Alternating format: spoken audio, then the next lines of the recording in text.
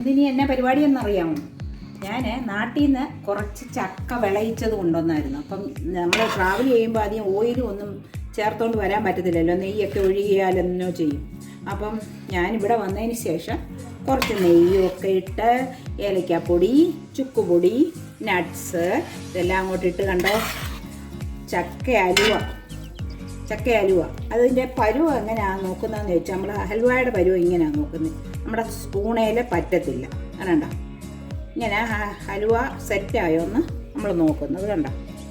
അപ്പോൾ എല്ലാവർക്കും മനസ്സിലായോ? പണ്ടൊക്കെ വാഴയില വെച്ച് ഇങ്ങനെ നോക്കുമായിരുന്നു ഇങ്ങനെ.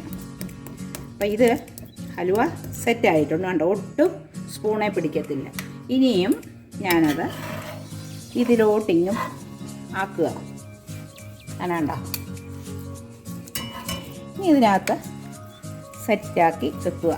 അപ്പം ചക്ക വിളയിച്ച് ഹാഫ് പരുവാക്കിയാണ് ഞാൻ എടുത്തുകൊണ്ട് വന്നത് നാട്ടിൽ നിന്ന്. എന്നിട്ടിപ്പം അത് കംപ്ലീറ്റ് അതിൻ്റെ വർക്ക് കഴിഞ്ഞു.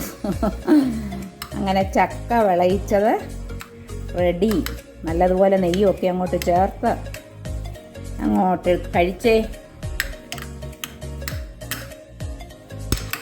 വേണ്ട, ഇങ്ങനെ നല്ല മിനുസമായിട്ട് കിട്ടും. അതേണ്ട സെറ്റാക്കി വെച്ചേ. ഞാനപ്പോൾ കോരിയപ്പം കുറച്ച് ഞാനവിടെ മാറ്റി വെച്ചു. ഇതിനി സെറ്റാകണമെങ്കിൽ നാളത്തേക്ക് നല്ല കട്ടിയായിട്ട് മുറിക്കാൻ പറ്റത്തുള്ളൂ. ഇന്നിനിയും പറ്റിയല്ല. അപ്പം ഞാനിത് കുറച്ചിട്ടിട്ടുണ്ടാണ് കണ്ടോ.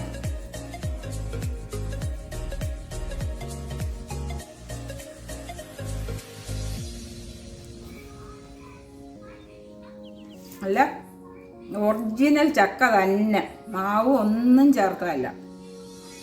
വായിലിട്ടാൽ അലിഞ്ഞു പോകുന്ന ചക്കയലുവ. നാട്ടിൽ വെച്ച് ഇഷ്ടം പോലെ വരിക്കച്ചക്ക ഉണ്ടായിരുന്നു. അപ്പം ഇഷ്ടം പോലെ ചക്ക വിളയിച്ചുകൊണ്ട് ഇനി വന്നു. വന്നതിന് ശേഷം ഇവിടെ കൊണ്ടുവന്നതിന് വേണ്ട കുറച്ചും കൂടെ ഇൻഗ്രീഡിയൻസ് ഒക്കെ ചേർത്ത ചക്കയലുവ സെറ്റ്.